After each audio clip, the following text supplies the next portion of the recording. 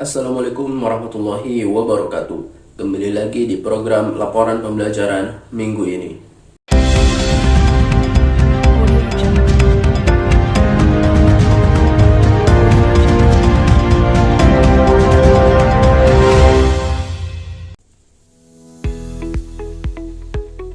Selasa 22 Oktober 2024 merupakan pertemuan mata kuliah Teknik Reportase dan Investigasi Berita yang kelima. Pertemuan kelima merupakan presentasi dari kelompok 5 yang membahas mengenai sejarah dan tahap-tahap jurnalisme investigasi perbedaan jurnalisme lain, prinsip-prinsip dasar jurnalisme dan jurnalisme investigasi. Materi pertama yaitu mengenai sejarah jurnalisme investigasi. Jurnalisme investigasi dimulai di Amerika pada tahun 1690 dengan Benjamin Harris yang melaporkan kejadian di public occurrence. Jurnalisme ini awalnya dekat dengan spirit crusading dan akhirnya berkembang menjadi muckrocking journalism yang mengekspos perilaku antisosial dan kejahatan. Investigasi reporting mulai populer di Amerika pada tahun 1975 dengan berdirinya IRA. IRA yaitu Investigative Reporters and Editors. Laporan investigasi dapat dipahami melalui 5 tujuan dan sifat laporannya, yaitu yang pertama, mengungkapkan kepada masyarakat, di mana secara tidak langsung masyarakat juga bisa ikut terlibat mengetahui hal tersebut. Yang kedua, laporan penyelidikan beresiko tinggi karena bisa menimbulkan kontroversi dan bahkan kontradiksi dan konflik.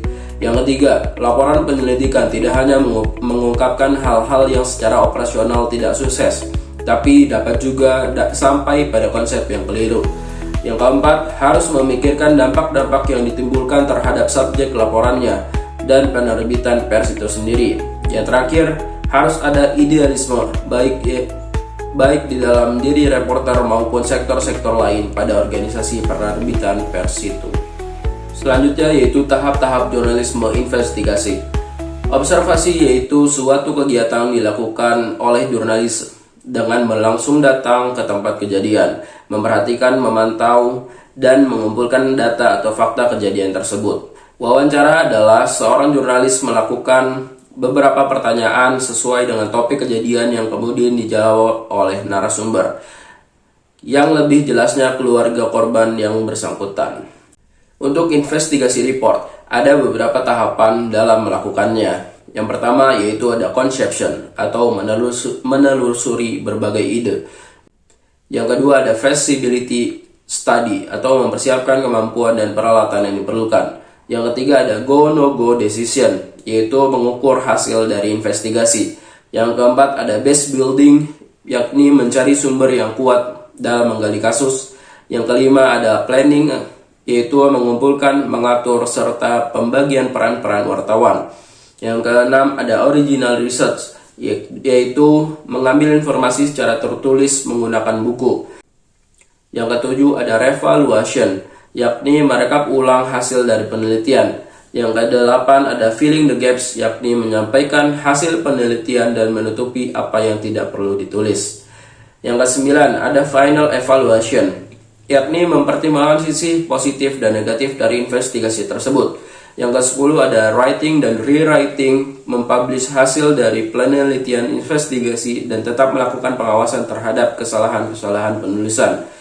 Yang terakhir yaitu publication and follow-up stories, yakni menyampaikan liputan investigasi yang seringkali tidak terbit dalam satu kali penerbitan, tetapi juga membaca sangat memerlukan perkembangan dari masalah yang diungkap.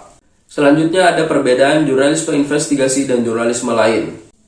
In-depth reporting atau laporan mendalam biasanya juga disampaikan dengan panjang dan lebar, tetapi hanya berhenti di pemetaan masalah. Laporan investigasi lebih maju dengan mencari di mana letak kesalahannya. Bila dibedakan antara laporan biasa atau regular news, laporan mendalam atau in-depth reporting, dan laporan investigasi, seperti ini perbandingannya.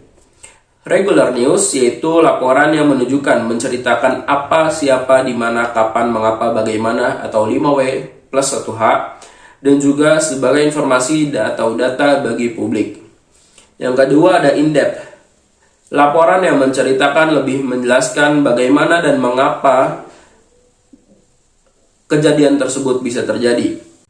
Yang terakhir, investigatif, yaitu laporan menjelaskan dan lebih menjelaskan apa dan siapa, serta membeberkan dan meluruskan persoalan dan bergerak maju pada pertanyaan-pertanyaan bagaimana bisa, sejauh mana, dan siapa saja yang terlibat. Materi terakhir yang disampaikan yaitu mengenai prinsip-prinsip dasar jurnalisme dan jurnalisme investigasi. Yang pertama ada kewajiban pertama jurnalisme adalah pada kebenaran dan demokrasi. Yang kedua, loyalitas pertama jurnalisme adalah kepada warga masyarakat.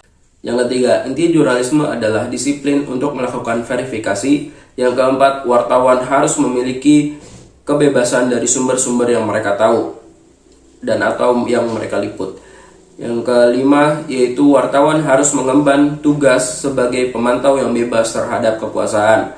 Yang keenam, jurnalisme harus menyediakan forum untuk kritik dan komentar publik. Yang ketujuh, jurnalisme harus berusaha membuat yang penting menjadi menarik dan relevan. Mungkin itu saja yang dapat saya sampaikan, kurang lebihnya mohon maaf. Wassalamualaikum warahmatullahi wabarakatuh.